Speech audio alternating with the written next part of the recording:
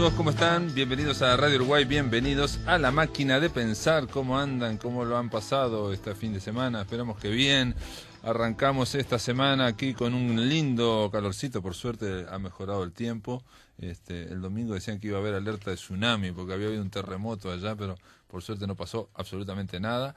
Estamos en esta semana, una semana también atípica en La Máquina de Pensar. No vamos a hablar de escritores en particular o de una obra, vamos a hablar de muchas obras o escritores, pero en realidad lo que vamos a conversar es el miércoles.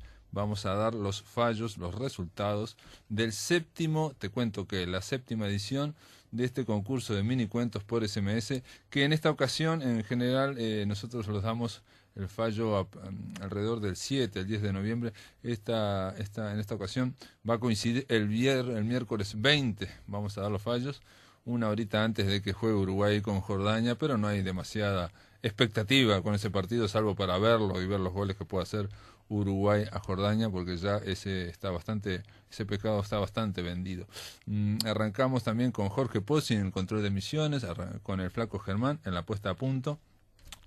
Hoy vamos a hablar en el segundo y tercer bloque con Nelson Caula, a propósito de Artigas Ñamoñaré 3, el verdadero rostro de Artigas. Ustedes saben, es el último tomo de un tríptico, de una trilogía de libros que Nelson Caula, un compañero aquí, el conductor de El Tungelé en Radio Uruguay, realizó durante varios años en una investigación histórica. Bueno, vamos a hablar con él, entre otras cosas, de el aporte y el efecto que ha causado este libro, que se presentó el año pasado, en el 2012, fines del 2012, y estábamos pendientes con Nelson Caula para hablar de ese libro y sobre todo de esa investigación, qué aporte y qué efecto ha tenido en la historiografía, digamos, lo que él ha percibido, digamos, en la sociedad uruguaya. Pero ahora, para arrancar La Máquina de Pensar, arrancar este lunes, esta semana que vamos a hablar del concurso de minicuentos, del Te Cuento Qué, arrancamos para hablar con Hugo Giovanetti Viola sobre la bestia pop.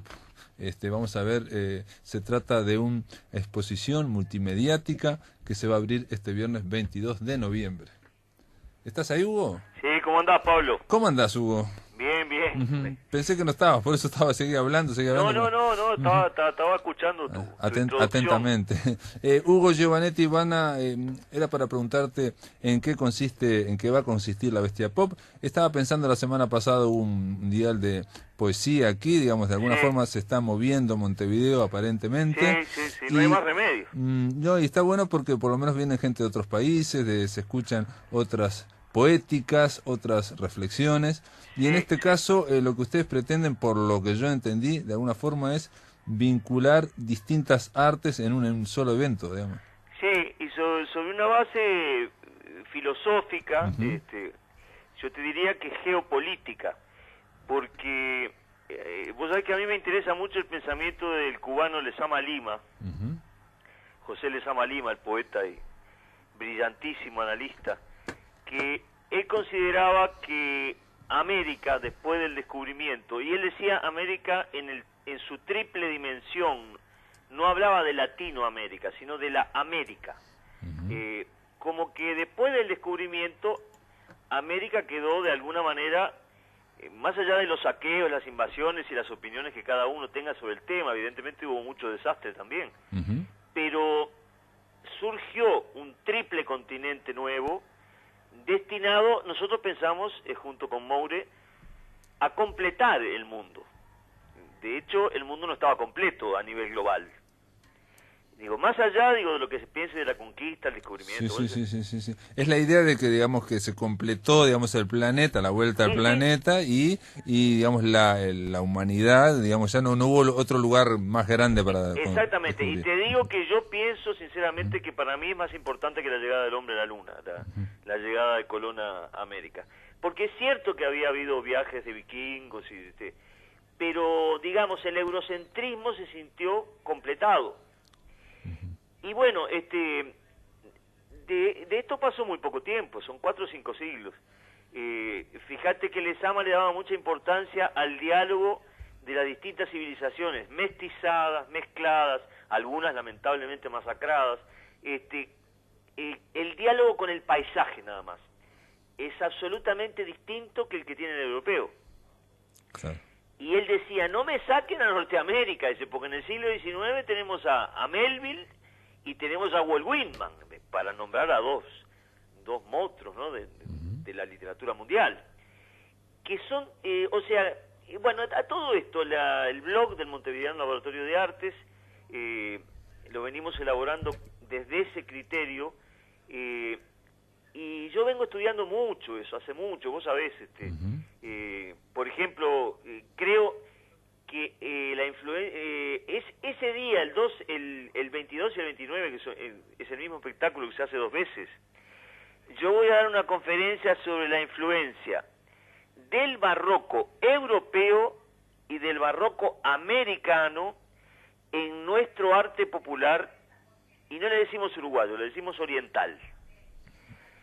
Porque yo pienso, mirá, que tenemos tanta influencia de Vivaldi y de Cervantes, para nombrar dos figuras estelares de la Contrarreforma, que esa es cristiana, netamente cristiana, pero después acá Lezama Lima, que era católico, ¿no? Pero Lezama Lima decía, no, acá no hubo continuidad del barroco, hubo una refundación del barroco, destinada a contraconquistar, lo que pasa es que Lezama era muy brillante, a contraconquistar el paisaje global.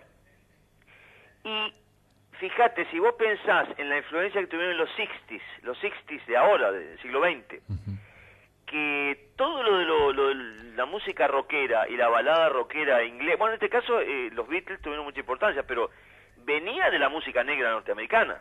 Digamos, el padre y la madre es el blues, ¿no? La música negra norteamericana. Claro, ¿no? o sea que de toda la movida de los 60 estamos hablando, ¿no? Y sí, y entonces se mezcla la Contrarreforma de hace 4 siglos o 5 siglos con el manierismo, porque los sajones son muy manieristas, que no, que son como un barroco medio torturado, lo que hacía Shakespeare, nada menos. Todo eso, nosotros pensamos que generó, especialmente en el país que llamamos Uruguay, pero que tiene por base la banda oriental, que debió ser más grande, generó fenómenos como el de Citarrosa, ya que es nítidamente, ese sí ya es uruguayo, generó Darnoyans, generó Espínola Gómez, generó Torres García vino con esa impronta desde Europa a refundar. Y además a mí me importa mucho el hecho estético, casi te diría, que fue la fundación de Purificación. Eso es lo que yo personalmente le agrego al touch de la usina cultural del sur que tenemos acá. Tenemos una camiseta celeste de fútbol que anda por el mundo haciendo estragos. Yo tengo a mi hijo en Viena con el cuarteto cotanguero Garufa, que se recibió con Álvaro Pierri, que radica en Viena.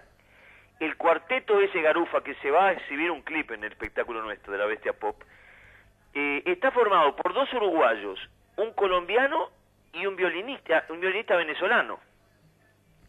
Y tocan Piazzolla que se te caen las medias.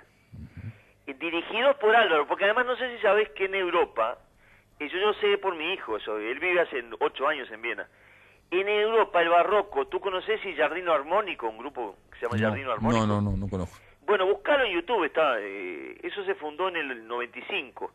El barroco, ellos dicen que tocan rock and rolleado, lo dicen así textualmente.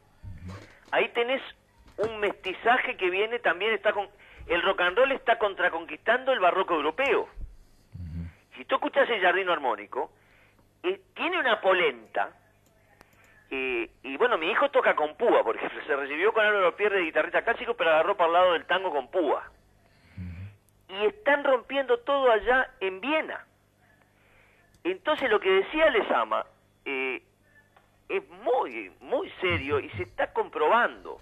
Y Hugo, un poco para contarle a los amigos de la máquina de pensar, este viernes 22 y el próximo viernes 29 es el mismo espectáculo, es una charla, por un lado la tuya, y de Wilson Cardoso de Abrelabios, sí, que va a hablar de la gestión cultural en Uruguay. La cultura pop y su influencia en el arte y la cultura, y se anunciará oficialmente la fecha de la exposición multimediática La Bestia Pop para mayo del 2014. Pero al mismo tiempo, esto es lo que me interesaba, pero al mismo tiempo se van a exponer obras de nada menos de Guillermo Fernández. Sí. De Guillermo Memo Fernández, de Lola, la hermana, de Horacio Herrera, que es un pintor que anda llegando a los 40, que ya tiene muchas exposiciones, y lo que hace Moure, que tiene influencia pop norteamericana vía Warhol incluso, a pesar de que no nos gusta Warhol, pero Warhol usó muy bien los recursos del cómic. No sé si me explico, desde la Contrarreforma hasta acá, la obsesión del barroco es ser popular, Pablo. Sí, es tratar de, digamos, por un lado, ser popular y hacer una especie de rizo donde enganchar lo popular y la alta cultura. Y además, claro, pero nuestro enemigo, ¿cuál es? Es el consumismo salvaje, yo le llamo así, no le llamo el capitalismo salvaje. Es el mito de San Jorge, robarle la fuerza al dragón y usar la voz y espiritualizar a tu pueblo. Eso en el fútbol lo hacemos desde siempre. No se entiende bien por qué. Yo creo que porque te Artigas atrás. Pero bueno, es muy difícil comprobar eso. Pero si vos te fijás... Pero vos decís una cosa que está bárbara, que la quiero repetir acá porque ya la dijimos la otra vez, que no cualquier jugador de fútbol de cualquier selección hubiera hecho lo que hizo Suárez en el partido contra Ghana, ¿no? O sea, poner la mano para que no entrara la pelota sin pensarlo casi, ¿no? O sea, los dos brazos y al lado estaba Fuchile con los dos brazos levantados. Exacto. Que si tuviera Messi ahí, por ejemplo, Messi, no levanta la mano. No sé si tuviera la misma reacción o Zidane, por ejemplo, tampoco tiene la misma reacción que tuvo Suárez, que fue una reacción casi inconsciente de tratar de que no entre la pelota. Y bueno, porque vos te acordás que los charrúas que estaban en decadencia tuvieron un factor elemental que lo heredó Artigas, que no se daban por vencidos. Ellos ni siquiera religiosamente nunca aceptaron. Y los tuvo que matar Rivera, no hubo caso con eso. Entonces cuando Suárez levanta la mano y dice, acá no entra. Sí. Y bueno, el pobre hombre de Ghana, el pobre morocho que pateó el penal, se asustó. Lo pateó para afuera. Sí. Entonces hay una polenta que tenemos nosotros. Estos días me acordaba mucho... No, y cuando pasó eso, y Castillo, el arquero suplente, se desmayó de la emoción. Ah, no sabía, mirá, ya muy bueno. Eso está filmado por un cameraman de Canal 12 que no quiso mirar, como no quiso mirar el penal, lo miró, puso la cámara al costado y Castillo se desvaneció por la emoción cuando vio que no entraba el... Mirá, le vino un pánico al tipo. Sí, y bueno, y el propio Suárez, que se iba creyendo que había hecho el penal, se da vuelta y grita, ¿no? Sí, no, es maravilloso. El Uruguay afincado en la purificación artiguista tiene siempre grandeza por el lado que lo mires. Y vos fijate nuestro común hermano Jorge Mario Lebrero, su libro, La novela luminosa, ¿cuál es la patrona de él? Santa Teresa de Jesús. Y habla de... Está vinculado directamente al barroco contrarreformista. Habla de las moradas, ¿no? Habla de las moradas. El libro de las moradas, sí. Pero no para hacerlo a la europea. Allá en Europa se murió muy pronto el barroco. El barroco fue deshecho por la Ilustración francesa y por los reyes, los Luises XIV y XV y XVI, que lo transformaron en un rococó ornamental y se terminó. Entonces, eso decía Lezama, acá hubo que empezar de nuevo con Sor Juana Inés de la Cruz. Vos sabés que el gordo Lezama citaba a Bartolomé Hidalgo.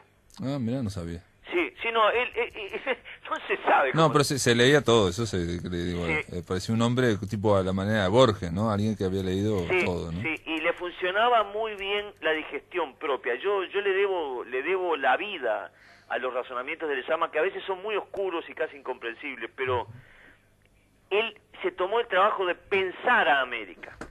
Y acá tenemos a Metol Ferré. Metol Ferré, viste, cuando fue Mujica a ver al Papa, le llevó de regalo un libro del amigo común Metol Ferré. Sí. Y el Tucho Metol decía lo mismo. El Uruguay sin Artigas es una traición a Artigas. Bueno, podés compartirlo o no, pero el Tucho decía eso.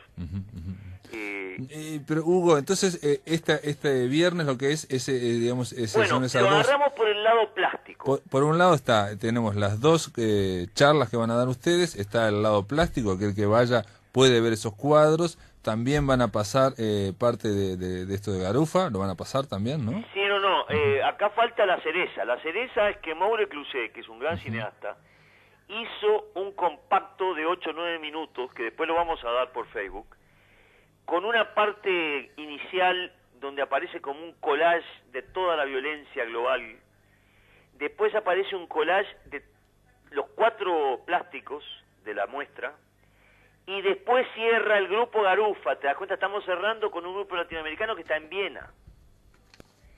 Entonces es como una fiesta. Y yo voy a tratar de hacer algunos razonamientos sobre esto. Y en mayo tenemos, porque todavía acá el salón de exposiciones de la esquina, ellos fueron muy generosos los venezolanos con nosotros, pero lo tienen ocupado, por eso se exponen nada más que 4 cuadros. Pero no te olvides otra cosa, Pablo. Yo la mitad de esto que te estoy diciendo lo aprendí con Guillermo Fernández, porque era muy amigo de mi viejo y yo lo conozco de niño. Y Guillermo junto con el Tucho Metol eran los que me hablaban del barroco. Y fueron los que me dijeron, tenés que leer a Lezama Lima. Ah, mirá. No y si no, nadie te lo dice. Pero no es porque sea católico, digo, esto no tiene nada que ver con la religiosidad, tiene que ver con la religación. Sí. Y vos sabés que religar quiere decir releer. Entonces, si nosotros, claro, es cierto que está hecha a pedazos América. América es una colcha de civilizaciones, de jirones, pero hay una polenta. Bueno, ¿por qué el Vaticano se vino acá? El Vaticano se vino acá. Ah, el Papa ahora que lo... Sí. Ah, el Vaticano se vino acá. Vos sabés que Ratzinger, eso lo decían los argentinos, y que no era papá porque no tenía menos carisma, pobre viejo. Yo lo leía, es un gran teólogo, pero no tenía carisma. Pero ¿qué pasa? Bergoglio no tenía votos. Entonces Ratzinger, en esos añitos que estuvo, hasta que renunció, nombró 40 cardenales y Bergoglio tuvo 40 votos más. Porque la iglesia, yo lo leía a Ratzinger en su momento, siendo incluso yo marxista-leninista, yo leía a Ratzinger. Ratzinger decía, el único punto donde la cosa no está contaminada del todo es Sudamérica. Y te puedo asegurar que Juan Pablo II no entendía mucho de eso, porque no dominaba geopolíticamente la situación, no sabía lo que había acá. Eso por el lado cristiano, ¿no? Pero fíjate, bueno, lo que ha sido el boom latinoamericano en la novela, los movimientos revolucionarios, que no importa que el utopismo... Sí, bueno, está Brasil también, ¿no? Es un país impresionante. Pero eso es un continente. Sí, no, pero en cuanto a todo, ¿no? Es una fiesta. En fin. Bueno, Hugo Giovanetti Viola, nada, esto era para empezar la semana, me parece notable que estén haciendo... Yo te agradezco mucho porque nos ayuda esto. No, y aparte me parece interesante ir a lugares donde se intente buscar, digamos, cruces entre la plástica, entre la literatura, el pensamiento, entre la música. En mayo, después de mayo va a ser itinerante la exposición. Está bárbaro. Pero bueno, arranca acá, y la Bestia Pop arranca acá, ¿no? ¿Y te diste cuenta del último detalle? A ver. ¿De dónde está tomado el título? De los redonditos de ricota. Y ahora que la Bestia Pop, claro. No me había dado cuenta. Y claro, porque la Bestia Pop es la bestia del capitalismo global que te mata, que vos tenés que derrotarla, como decían los redondos, y llenar el estadio de River sin hacer concesiones. Entonces, la Bestia Pop pasa a ser tuya, la fuerza pop pasa a ser tuya. Es una revolución. Muy bien, vamos a hablar después, porque esto va a ocurrir en mayo del 2014. Esto es como un avance. Entonces, se llaman las huellas de la bestia. Esto es, no lo dijimos, en el auditorio Alí Primera, en el Centro Cultural Simón Bolívar, que está ahí en Rincón y Ciudadela. Va a empezar a las 19 horas. Así que la entrada es gratis, es libre, así que pueden ir los que quieran a disfrutar, a ver de qué va la cosa, ¿no? Muy bien. Yo creo que va a estar bueno. Escúchame, esta nota la están grabando ustedes, ¿no? Sí, después te la vamos a pasar. Yo te la iba a pedir porque Moure después lo usa. Perfecto. Bueno, y espero verlos allí. Te mando un abrazo grande, Hugo. Un abrazo grande, Pablo, gracias. Chao. En el aire de Radio Uruguay, La Máquina de Pensar.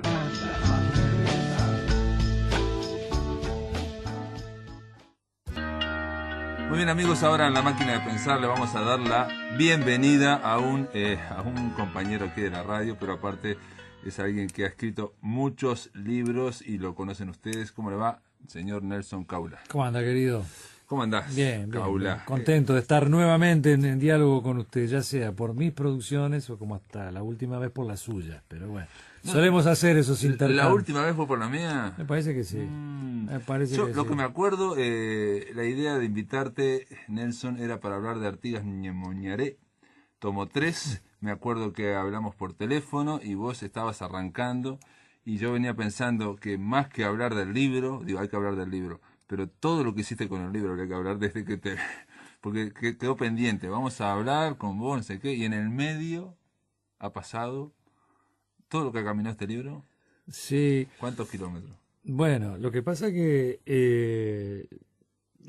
está el tema primero de ir a buscar alguna información o alguna fuente que tuvo que ver justamente con lo que dio origen a la tapa, ¿no? Uh-huh.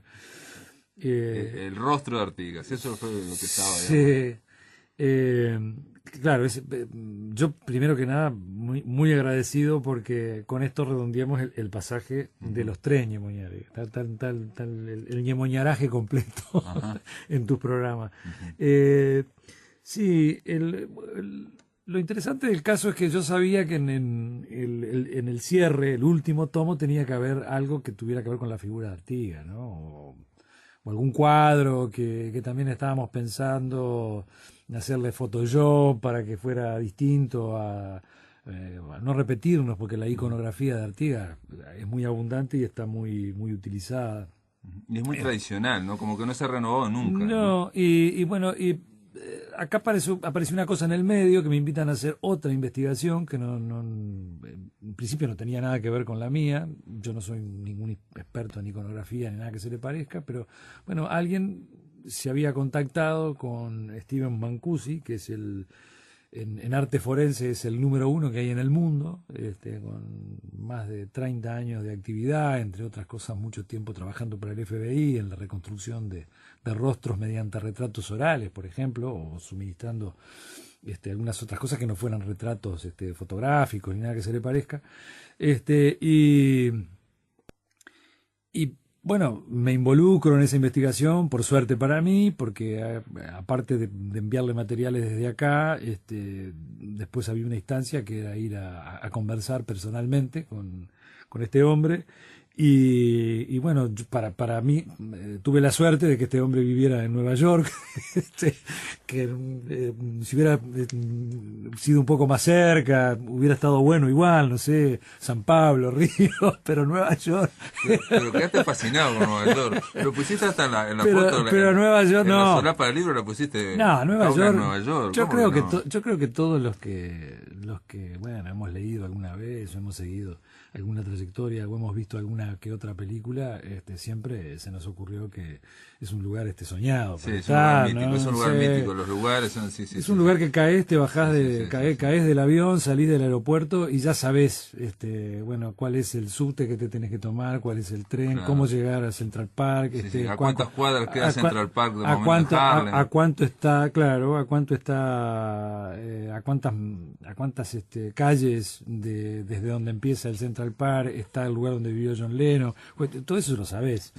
Y yo lo comentaba, entre otras cosas, porque cuando me preguntaban desde acá, bueno, cuáles eran mis impresiones, pues me caía dentro del celuloide, ¿no? Porque vas caminando por cualquier lado y siempre, por cualquier lado que estés en Nueva York, siempre en alguna película ya pasaste por ahí, ¿no? En alguna película de Woody Allen ya viste. Ni hablar, claro, ni hablar. Y bueno, por suerte para mí, este hombre vive en un lugar soñado, a 30 kilómetros al norte de Manhattan, Peace que es un pueblito bien antiguo, casi que mantiene el origen de la época de los holandeses, la inmigración holandesa en la época de la colonia. Sí, de los fundadores. Exacto. Y bueno, y ahí vive este hombre, y bueno, lo fuimos a conocer, y bueno, la idea de la investigación era proporcionarle a este hombre los materiales indispensables para que él hiciera su rostro de Artigas, ¿no? Fantástico, porque ya a la vuelta yo ya me venía conversando al que estuvo al frente de esta investigación, que es Osvaldo Aren. Sí, vos se lo dedicás al libro, es alguien para que me permitiera, me gustó mucho que me contratara, que me pagara una buena plata para hacer todo este trabajo, pero que además me permitiera usar el rostro de Mancusi en la tapa del libro. O sea que, digamos, perdóname, pero este hombre, el chileno, Osvaldo, te contrata para hacer esta investigación. Claro. Yo pensé que él la estaba haciendo y como que te invitó. Y me convoca, claro. No, pero un nivel profesional para todo lo de todo lo que, bueno, me paga una estadía de una semana en Nueva York. Sí, claro. No, pero está bien. Pero, pero te contactó en tu calidad, digamos, de investigador. Claro, porque precisaba los elementos para aclarar. Precisaba qué darle a Mancusi, ¿no? Y básicamente los relatos hablados, pero como yo había obtenido retratos a pesar de que, bueno, eran públicos y él los podría haber tomado de ahí si quería. Los retratos de los hijos de Artigas, ¿no? En el sentido de que vos manejás la información, en ese sentido. Todo lo que fuera un elemento indispensable para que este hombre, Mancusi, pudiera hacer el rostro. Es decir, alguien tenía que darle todos esos materiales, ¿no? Y bueno, está. ¿Y Mancusi qué dijo cuando leíste todos esos materiales? Acá en Uruguay habían 5.000 personas que podían hacer eso, ¿no? Bueno, me tocó en suerte y vamos arriba, ¿no? Bueno, no sea modesto, digo, 5.000 no sé. Sí, mucha gente. Mucha gente porque, digo, en definitiva. Pero vos lo mencionás, que es como un reconocimiento, digo, y menciona el tema de esto del contrato, esto porque es una especie de reconocimiento desde el exterior, en ese sentido, a tus años de investigación. Sí. ¿No? Me han pasado unas cuantas cosas de esas, ¿no? Pero bueno, esto fue, si se quiere, un poco lo más inesperable desde mi parte, más cuando yo precisaba una cara para cerrar mi obra, todo en el mismo momento, ¿no? Claro, pero es algo que te cayó y que no habías trabajado vos para eso. ¿Y Mancusi qué dijo? Bueno, ¿le diste datos de más? Dijo, con esto me alcanza. Yo le mandé los retratos que se hicieron con ellos posando de dos hijos, María Escolástica y Juan Manuel. Sobre todo María Escolástica, gente que vio el rostro, que era una hija de Artigas, gente que convivió con Artigas y conoció a María Escolástica de muy viejita, decía, bueno, este es la viva cara del viejo, le decía, ¿no? Por ejemplo, Cáceres, ¿no? Decía, la viva cara del viejo, esta mujer es la hija y es la viva cara del viejo, es igualita. Yo mandé eso. Retratos orales, gente que estuvo cara a cara con Artigas, que es lo que más le gustó a Mancusi, porque él hace muchos trabajos, hizo muchos identikit para la policía norteamericana, para el FBI, eso le encantó, porque además eran muy buenas descripciones, sobre todo la del general Díaz, que habla hasta del color verde azulado de sus ojos, ¿no? Y le mandé, que fue fundamental, y que esto le sirvió mucho también a Blanes, por ejemplo, y a Zorrilla, cuando hicieron sus retratos hace muchos años, que es esa pose de perfil que está Artigas, como sosteniendo un bastón, con cerca de 80 y pico de años. Que es el único dibujo que le hicieron en directo. Que le hicieron del natural, él posando, y por alguien que además no era retratista, ni era plástico, ni nada que se le parezca, ¿no? Sabía que era Mercedes, claro, tenía buen trazo, parece, porque cada cosa que él historiaba armaba un dibujo. Bueno, y en este caso retrata a Artigas de perfil. Y eso fue muy útil, como seguramente le fue útil a Blanes y a Zorrilla, porque estaban las proporciones, estaba el tamaño de la frente, el tamaño de la nariz, la pera, los labios, ¿no? Bueno, y eso le sirvió de mucha utilidad. Descartó los retratos de los hijos, no los quiso para nada, se quedó con los retratos hablados. Pero tiene que ver con su oficio también, ¿no? El hecho de cruzar retratos, ¿no? De escuchar varios hablados para claro, sacar una idea. Sí. Y yo qué sé, conclusión interesante que él tiene... no lo dice él tampoco, pero tiene un 99,9% de aciertos en todo lo que ha hecho en su vida, ¿no? Y además es su trabajo, porque no es solamente, no trabaja más para la policía, ¿no? Él estaba con un cráneo en la mano, tenía un cráneo de un hombre que había vivido en el Imperio Romano y tenía que reconstruir ese rostro. Cuando yo llegué estaba en esa tarea, ¿no? O sea que el arte forense se nutre de muchísimas cosas. Y él nos dijo, la diferencia puede estar en centímetros del ancho de la cara, mínimo, dice, pero después por lo demás pónganle la firma que este hombre es así, no tengan la más mínima duda. Y bueno, y es un aporte que se sale de la plástica, porque digo, es el primero que hay en toda la iconografía de Artigas que está hecho por una disciplina que maneja ciencia. Ujú. Es arte y es ciencia. Sí, sí, sí, sí. Y Blanes fue fantástico lo que hizo, y Zorrilla, aparentemente, que hace unas regresiones también. En su momento, me contaban después, yo no lo sabía eso antes, habla con alguna gente que hacía identikit para la policía uruguaya. ¿Mirá? Él le va mostrando los retratos y se va asesorando. Así que alguna cuota de... Pero en el caso de Blanes, y me imagino en el caso de Zorrilla, hay una cuestión, obviamente está el deber patriótico y del deber social que se va generando con la imagen Sí, eso del lo héroe, ¿no? Pero hay una cuestión artística. Y en el caso de este hombre, de Mancusi, el oficio está en hacer algo que sea reconocido. O sea, tenés que ubicar a un hombre por tal cosa, y esa es su tarea. No es el arte su tarea, sino es reconocer. Sí, claro. Tanto a Blanes como a Zorrilla o como cualquiera que haya hecho un retrato acá de Artigas le pesaba el héroe. Claro. Y más de acuerdo a las épocas, ¿no? Bueno, Blanes cuando está toda aquella reivindicación de Santos, que viene con toda la reivindicación de sacarlo de la leyenda negra para ponerlo en una leyenda un poco más favorable. Pero acá Mancusi estaba totalmente desproporcionado de todo esto, ¿no? Él nos preguntó, en determinado momento dice que fue presidente, bueno, sí, algo sí, parecido, sí. Bueno, fue gobernador, bueno, algo parecido, porque tampoco, claro. En determinado momento le digo, en la época, acá, donde estamos nosotros ahora, acá en Nueva York, le decían el Washington del Sur. Los parlamentarios de la época, y lo admiraban. Bueno, está, el Washington del Sur. Pero fue toda la referencia que tenía como alguien históricamente importante. O sea que podría haberle llevado el retrato como si quiero reconstruir la cara de mi abuelo, ¿no? Es decir, todo el peso del héroe Mancusi no lo tiene. Pero aparte, insisto que él tiene el oficio para crear o dibujar algo para ser reconocido, no para hacerlo mejor, idealizarlo, no para darle un cariz de héroe, o para darle, digamos, una intensidad artística, no le interesa la parte de arte, le interesa las facciones. Sí.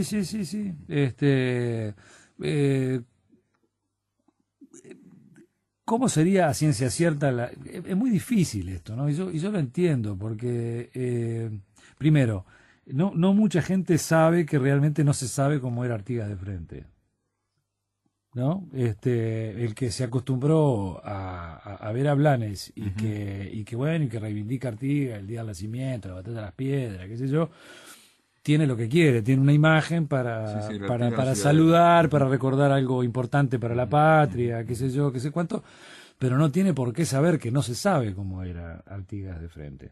Y segundo, han sido, desde Blanes en adelante han sido cualquier cantidad de años que asumimos una imagen.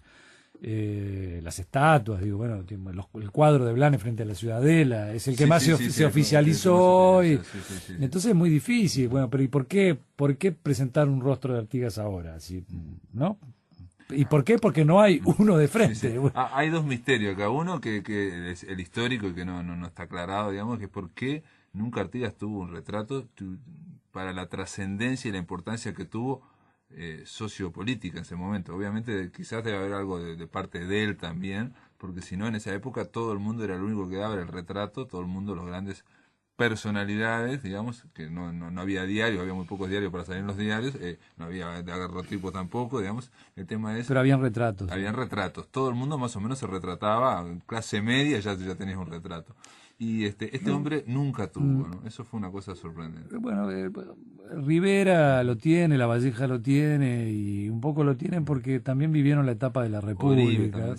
Vivieron la etapa de la República. Y Artigas, en realidad, el periodo que podría haber sido retratado, y que me calculo yo que había mucho interés en hacerlo, tiene que haber sido justamente, hace 200 años atrás, la época de las instrucciones, ¿no? Cuando están las asambleas. No, pero era más complicado en el 11. En el 11 él recién emergía en el medio como un enviado, a pesar de que había vivido toda su vida en buena parte de Villa Soriano y que se era muy conocido justo donde estalla la revolución. Pero bueno, era un soldado a las órdenes de la Junta de Mayo en Buenos Aires, que empezaba a hacer su periplo. En el 13 está más como, si bien no se puede decir que como gobernador, pero era el jefe de los orientales y empezaba el gobierno económico, y hay un poco de tranquilidad en el entorno de Montevideo, y elaboran las instrucciones del año 13, y ahí tendrían que haberle hecho un retrato, ¿no? Me parece que esa era la oportunidad, porque después, bueno, Villa de la Purificación, acordate lo que era, Claro, era claro. una toldería andante, era más complicado. Pero decir que en ese momento él estuvo entrando y saliendo a Montevideo, digamos, estaba cerca. Podía digamos. posar como estadista, Sí. ¿no? Que es lo que lleva a los retratos. Si sos un estadista es porque tenés el retrato. Un militar, un general, digamos, ¿no? Un general, en ese momento se lo tendrían que haber hecho. ¿Por qué no? No sé, la verdad que no. Una pena, realmente, ¿no? Pero yo me hubiera perdido un viaje a Nueva York, mi estimado Pablo. Nelson Caula, después de la pausa seguimos y ahí te vamos a preguntar, una vez que vimos todo el proceso de este retrato, el proceso neoyorquino, yo creo que la pregunta es, ¿qué ocurrió en el Uruguay en este 2013, a partir de que viniste con el rostro de Artigas, este posible rostro de Artigas? Esto después de la pausa. En el aire de Radio Uruguay, La Máquina de Pensar.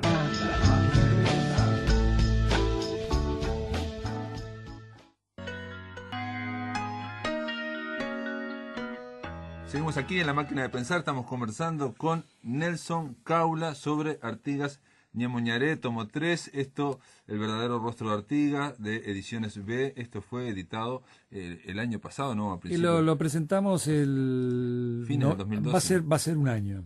Fines del 2012. Va a ser un año que hicimos el lanzamiento, sí. Y después, bueno, hicimos muchos lanzamientos más, ¿no? Tuvimos prácticamente... Yo me acuerdo que incluso conversamos antes de que lo sacaras al libro, porque en la Máquina de Pensar le dedicamos una semana a la imagen de Artigas. Es verdad, ¿no? sí. Porque Martín Ad me hizo un trabajo ahí para Estuario, sobre fotos de Artigas, sobre, digamos, imágenes de Artigas en el cotidiano uruguayo, ¿no? O sea, a veces están tirados, a veces trata de un ropero, de un perchero, en fin, sacan en las oficinas públicas. La historia de que la imagen de Artigas nos rodea tanto que ya no la vemos, está invisibilizada, ¿no? Puede ser, entonces él con esa cámara empezó a sacar fotos y hizo un libro. Pero después lo aprovechamos acá en La Máquina para tratar de cuestionar el tema de la imagen, ¿no? Y vos un poco contaste esto, todavía no estaba hecho el libro, me acuerdo. Y dijiste ahí, bueno, esto se va a ver, y vos, te lo pregunté, tenías expectativas en torno a cómo iba a ser tomado, ¿no? Pensabas que podía haber algunas resistencias, en fin.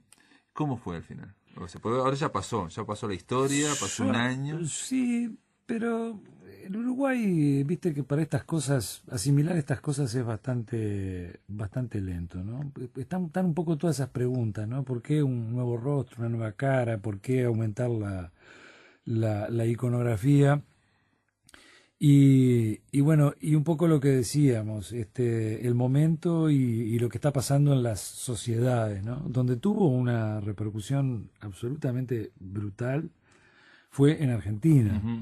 Porque todo esto que dio tanto que hablar de las expresiones de la presidenta argentina, cuando vino acá, que quiso ser argentino y no lo dejamos. Todo. ¿Vos previamente ya habías andado por Gualeguaychú y por Entre Ríos, por otro lado? No, yo estuve por toda Argentina. Primero porque en el bicentenario del 10 me llevaron para un cierre del bicentenario de ellos, en la casa del bicentenario. Fue un panel muy importante con Jaureche, Piña, una barra bárbara. Y a partir de ahí no sé qué pasó, parece que les gustó lo que dije y me programaron para el 11 prácticamente una recorrida por toda la Argentina, que no solo los lugares muy artiguistas como Corrientes, Entre Ríos, Misiones, sino también el Chaco, Formosa, y de ahí, increíblemente, los mismos argentinos organizaron toda una recorrida mía por esta misma cátedra del gobierno, que es de la Secretaría de Cultura, de la Presidencia de la Nación. Que generó es de historia reciente, algo así, no, de historia reciente no, pero es...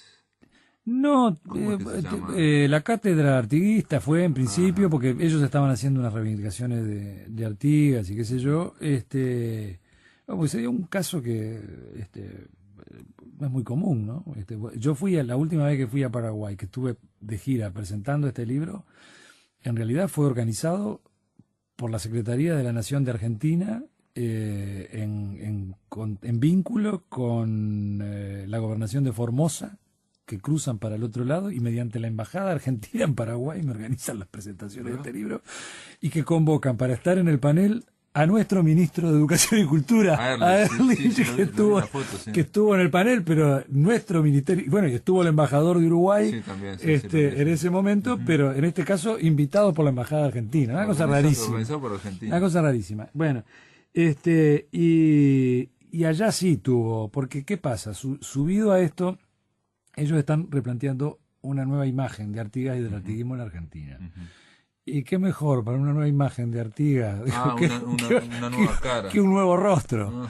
Entonces ya en la provincia de Entre Ríos ya hicieron eventos y seminarios y todos donde yo me saqué muchas fotos con los banners y con los programas, porque es este rostro de Artigas. Y cuando la presidenta dijo lo que dijo, estaba por Entre Ríos también, no sé dónde andaba, no, pero es parte de eso, ¿no? Es parte de eso, porque también hay un Instituto Dorrego, que está Pacho O'Donnell, ese es lo que yo decía. Hay varias movidas en ese sentido,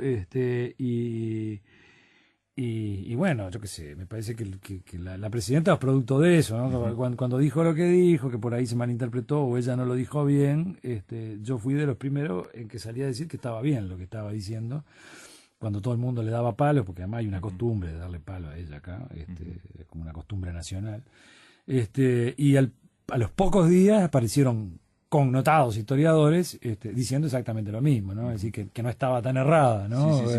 Claro, porque la dimensión de Artigas y el artiguismo engloba ni hablar. No, pero aparte de la palabra argentino en ese momento, vos acá adjuntás, por ejemplo, una canción y poemas donde se habla contra los tiranos y a favor de los americanos y los argentinos, claro, ¿no? Y los tiranos van a caer en un abismo al grito de argentinos. Y eso está en el archivo de Artigas. Claro, era... Bueno, y después está ese documento que nadie lo encontró, que sí decía ciudadano argentino, decía de la... había un testamento todo también, un claro. Un testamento que no, claro. como Gardel casi. Claro, pero bueno, concretando, allá la verdad que anduvo bárbaro, y están haciendo ahora en el 15 quieren conmemorar el Congreso de Oriente de 1815, que es cuando se declara en realidad la independencia argentina, que es un congreso que arma Artigas. Hoy se reivindica el de Tucumán en el 16, el 9 de julio, pero bueno, entre los cambios que se vienen, se viene también incorporar una especie de feriado junto con el del 9 de julio, esta fecha de junio del 15, como la real declaración de independencia de la Argentina. Del 15 de julio, ¿no? De 1815. De 1815. Ajá. Y Nelson, entonces vos cuando terminás este trabajo, Artigas Ñemoñaré, toma 13, lo presentás, recorriste también y lo presentaste acá en varios lados, en Uruguay también, ¿no? Pero sé que recorrías, porque yo veía, me mandaban los mails por dónde ibas, en cada lugar ibas Fue más chica la gira que en otro lado, pero recorrí mucha Argentina, sí. Sí. Digo que el impacto ocurrió donde no lo esperabas, de nuevo, de la misma forma que te contrataron para lo ocurrió, cuando yo había hablado con vos, esperabas una cierta resistencia o una cierta... Y me da la impresión, que lo que hubo fue silencio. No, o sea, digamos, que es bien uruguayo eso también, ¿no? O sea, que hay como gente que en vez de resistir, es decir simplemente un silencio. No sé si se generaron también reseñas críticas. Hay como gente, las críticas fueron buenas, ¿no? Las que aparecieron fueron buenas, pero no están tampoco muy concentradas en citan básicamente lo del rostro. Pero están concentradas más bien en los contenidos, ¿no? Claro. Porque no es de lo único que se habla en el libro, ¿no? Es decir, yo tuve que inventarme el capítulo final ese de la ida a Nueva York y el encuentro con Mancusi, porque había que justificar un poco la tapa, pero es el último capítulo. Antes de eso hay toda una obra que tiene que ver con un cierre, tiene que ver con personajes como Felipe Santiago Cardoso, como Andresito Guacurarí, como Baimaca, realmente un montón de gente que Bueno, en el caso de Cardoso, con un gran protagonismo que no se lo conoce, digamos, no se lo destaca. No, claro, porque digo, hay silencio hasta en esas cosas, ¿no? Porque se está reivindicando otra vez, porque es muy tradicional, pues somos muy tradicionalistas acá. La importancia de Barreiro en las instrucciones del año 13, y se olvidan que Felipe Santiago Cardoso se vino con un proyecto de constitución abajo el brazo, elaborado en la Sociedad Patriótica de Argentina, de Buenos Aires, ya dirigida por Monteagudo, que son los sucesores del morenismo, que ahí a puertas cerradas trabajan una constitución para la patria grande, ¿no? Para toda la Liga Federal. Y Felipe Santiago Cardoso se lo trae, en enero del 13 ya lo tiene acá, y aparecen las instrucciones, y yo, entre las cosas que he hecho en las charlas de este año, es subrayar algunos artículos de las instrucciones del año 13 que son casi calcados de ese proyecto de constitución de Felipe Santiago Cardoso. Es decir, que el aporte de Felipe Santiago Cardoso a las instrucciones del año 13 es inconmensurable. No está ese documento que además él le pone la firma. Entonces, me parece que son de las cosas que realmente cambian un poco lo que es el sentido de la historia. Ya me pasó con los otros Ñemoñaré. Al principio... Vos siempre te quejabas un poco que la academia, digamos... pero que la academia es silenciosa, pero aprende, porque varios historiadores de la academia, y esto se lo discuto a cualquiera, hasta que yo saqué, por ejemplo, el primer Artigas Ñemoñaré, no tenían ni idea de cuáles habían sido por lo menos 6, 7, 8 de los amores que había tenido Artigas y de los hijos que había tenido Artigas. Y hay un antes y un después, porque prácticamente no hay un solo libro de Artigas que se escriba después de Artigas de Moñaré que no esté lleno de sus mujeres y de sus hijos. Es decir, que ahí hubo un cambio radical. Si no se mencionaba tanto la vida privada, después se mencionaba. Pero claro, correcto, ahora están todos. Las mujeres de Artigas, que eran ignotas y desconocidas, y además en algunos casos eran hasta unas chiruzas. No, mujer de Artigas era Rosalía Villagrán. ¿Quiénes eran esas otras locas? Ahora son... No hablar de la vida privada. Ahora son las grandes mujeres de Artigas, y son hasta más famosas que Artigas algunas. ¿No? Y bueno, entonces no me extrañaría nada que con el correr del tiempo son como... aparezcan haciéndole monumentos a Felipe Santiago Cardoso por ser el gran aportador de las instrucciones del año 13. De todas formas, esto va como en oleadas también, porque lo que decías ahora de las mujeres de Artigas, me quedé pensando, tiene que ver con la recepción también social que tienen esos discursos, ¿no? En un momento es que la sociedad uruguaya recibe bien o dice, pero entonces está bien que si Artigas tuvo tanto, se ponga, ¿no? En otros momentos decían, no sé qué. Digo, como que va variando la imagen de Artigas. Y claro, un héroe tiene que tener, el héroe Artigas, la leyenda esta que le armaron a partir de Santos y Blanes para adelante, era militar, el general, era montevideano, era europeo, español, el último español a independizarse de España, era católico, ¿no? Un invento de Zorrilla de San Martín, no es una construcción de Artigas católico, es un invento de Zorrilla de San Martín, que peleó Zorrilla de San Martín a rajatabla para imponer esa imagen del Artigas católico, y no tenía nada que ver con eso. Yo ahora estoy trabajando mucho la parte religiosa de Artigas, y Artigas era un deísta, a carta cabal. Que eso era bastante frecuente también. Pero era bastante frecuente, claro. Y sobre todo los ilustrados, digamos. Claro, pero está cantado que lo era, por su posición y por su manera de encarar el cristianismo, por decirlo de alguna manera. Montevideano. Rara vez estuvo en Montevideo. Militar, era de las milicias y organizó grandes batallas y todo. Europeo.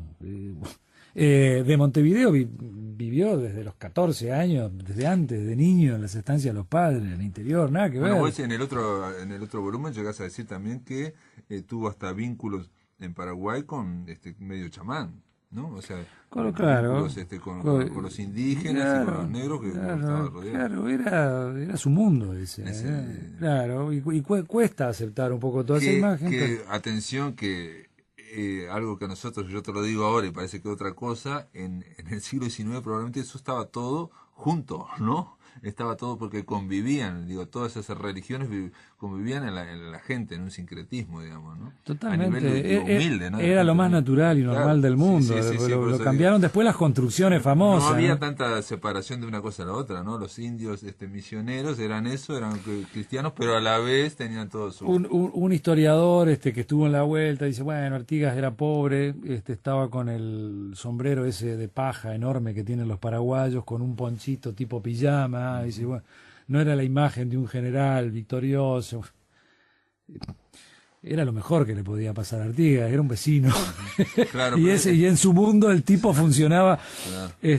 Y aún como así en el agua ya siendo veterano. Y aún así viejito y con con el pijamita y con el ponchito y con los colcitos, era sumamente reconocido por todos los vecinos como un gran general, como, ¿no? Son las miradas, digo, la mirada. No, y incluso hay que decirlo, en su momento no sé si tan veterano, pero temido también, ¿no? Porque en un momento ocurren movimientos de políticos. Lo ponen preso. Y entonces le dice por las dudas y dice, pero tiene 75 años. Lo ponen preso, 80, lo ponen preso. O sea, lo ponen preso. Lo llevan engrillado. Por las dudas, digamos. Entonces hay una cuestión ahí. Lo tienen 2 meses preso, ¿sí?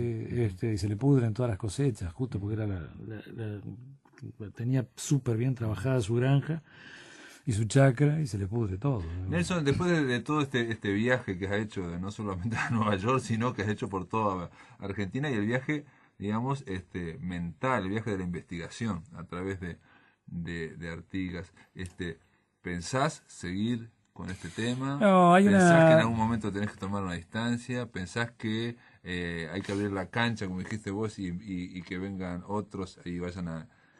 No, la etapa de Artigas y Amoñaré se cerró. Yo ya no. El último tomo lo anuncié como el último y es el último, ¿no? Es la despedida. A mí me gusta que las cosas tengan un principio y un fin, aunque me lleven muchos años.